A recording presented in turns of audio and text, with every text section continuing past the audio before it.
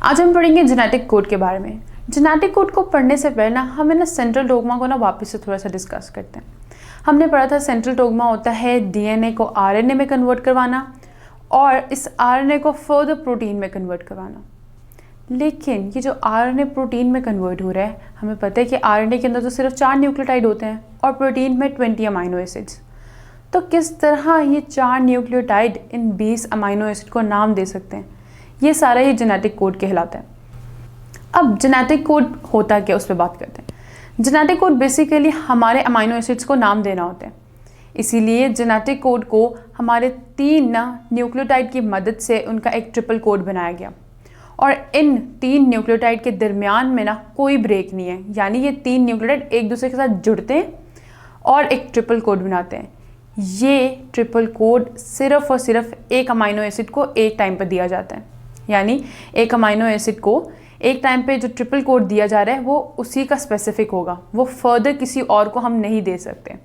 इसके अलावा अगर हम एक इम्पॉर्टेंट बात पर बात करें ना, तो डीएनए के न्यूक्लियोटाइड में भी 4 न्यूक्लियोटाइड्स होते हैं, एडेनिन, थायमिन, गुआनिन और साइटोसिन।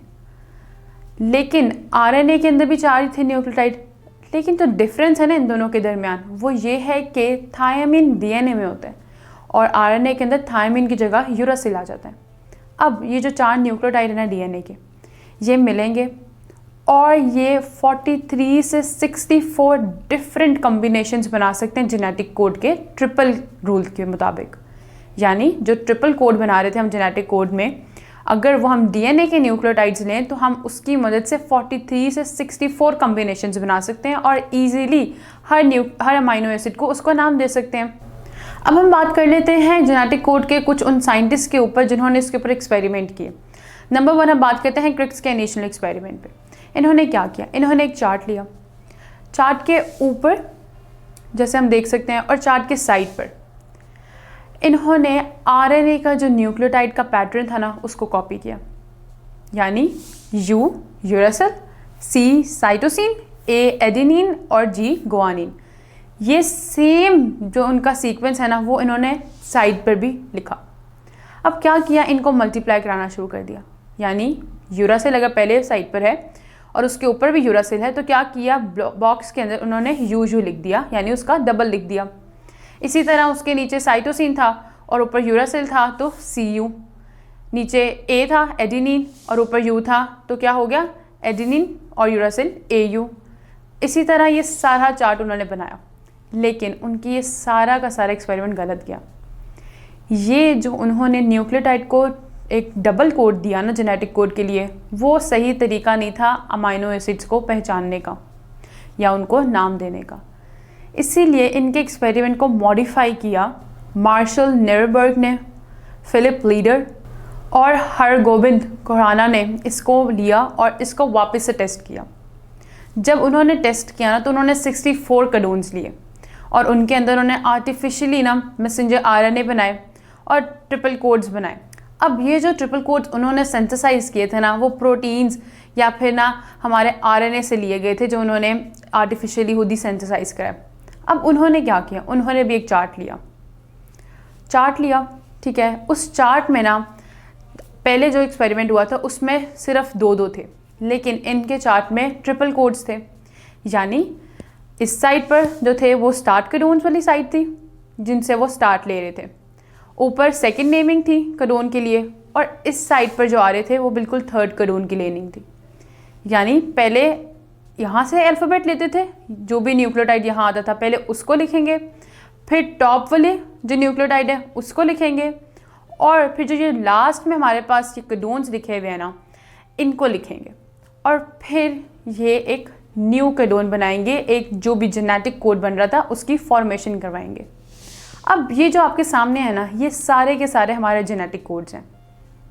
इनमें से अगर हम कुछ इंपॉर्टेंट की बात करें तो 2 कोडोन्स होते हैं, एक स्टॉप और एक स्टार्ट।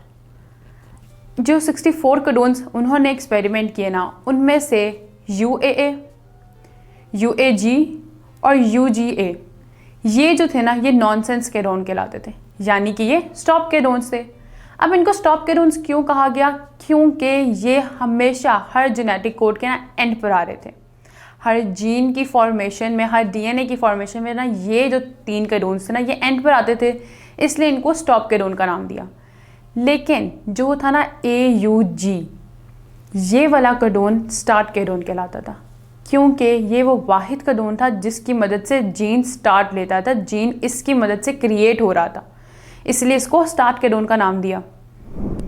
इसके अलावा ना कुछ लोगों का मानना था कि जो जेनेटिक कोड है ना वो ऑलमोस्ट हर ऑर्गेनिज्म में ना यूनिवर्सल है, सिवाय हमारे माइटोकॉन्ड्रिया के डीएनए को छोड़ के।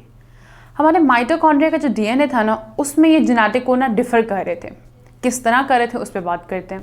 जैसे कि हम देखें UGA बेसिकली तो एक स्टॉप कोडोन है, लेकिन हमारे माइटोकॉन्ड्रिया के अंदर इसको ट्रिप्टोफेन का नाम दिया गया।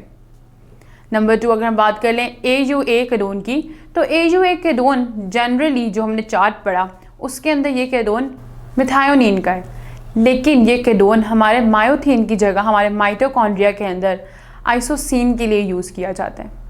इसके साथ साथ AGA और AGG, ये जो हमारे टर्मिनेशन कोडोन्स थे ना ये बिल्कुल नॉर्मल कोडोन्स थे, लेकिन हमारे माइटोकॉन्ड्रिया के अंदर इनको आर्गिनिन की फॉर्मेशन के लिए यूज़ करवाया जाता है। इसके साथ साथ ना और भी बहुत से कोडोन हैं जो माइटोकॉन्ड्रिया में ना डिफरेंट रोल प्ले कर रहे हैं। तो ये सारा प्रोसेस था कि किस तरह जेनेटिक कोड हमारी बॉडी का कितना इंपॉर्टेंट रोल प्ले कर रहे हैं, कौन कौन से स्टॉप कोडोन्स हैं, कौन कौन से स्टार्ट कोडोन्स हैं। तो ये सारा ना बहुत ज़्यादा नेसेसरी है हमारे डीएनए, हमारे जीन की फॉर्मेशन करवाने के लिए। इनमें अगर कोई भी चेंजेस आएँ तो हमें एबनॉर्मेलिटी फेस करनी पड़ती है अपनी बॉडी के अंदर। सो आज का टॉपिक हम यहीं एंड करते हैं, बाकी हम पढ़ेंगे नेक्स्ट लेक्चर में। अगर ये लेक्चर आप कंप्लीटली देखना चाहते हैं और इसके साथ साथ बेशुमार MCQs, उनके आंसर्स और एक्सप्लेनेशंस भी हासिल करना चाहते हैं, एंड दैट ऑल फ्री, तो अभी गूगल प्ले स्टोर पे जाइए एंड लिखिए हिप्पो ई-लर्निंग प्रोग्राम।